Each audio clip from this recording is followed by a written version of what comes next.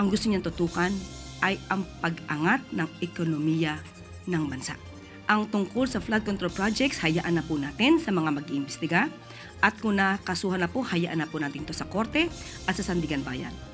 Hands-off si Pangulong Ferdinand Marcos Jr. sa mga isyong may kinalaman sa flood control anomaly. Sa halip, tututukan na nito ang pagpapaangat ng ekonomiya ng bansa.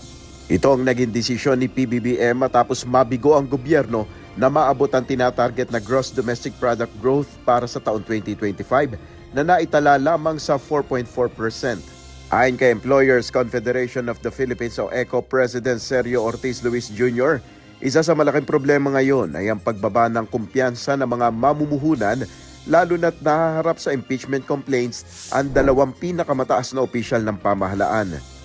Kaya lang, ang problema, yung confidence ng mga investors na nagmamacheck sa atin, mababa na nga, madadagdagan pa yung mga impeachment na yan. Tingin naman na namin sa business sector, wala naman pangyayari, nakaka-distract lang, marami naman pwedeng gawin. Ayon sa ECOP, hindi sapat ang ginagawang hakbang ng pamahalaan para maiangat ang ekonomiya ng bansa. Isaan niya sa makakatulong dito ay ang pagpapanagot sa mga sangkot sa anomalya sa flood control projects upang maibalik ang kumpiyansa ng mga investor. Kaya lang kulang in a way dahil lang hinihintay ng tao yung resulta ng 2025 budget na pinagsimulan itong mga anomalies nito. Mas maganda rin anyang tutukan ngayon kung papaano dadaming muli ang mga mamumuhunan sa bansa na magbibigay daan ng oportunidad sa mga Pilipino.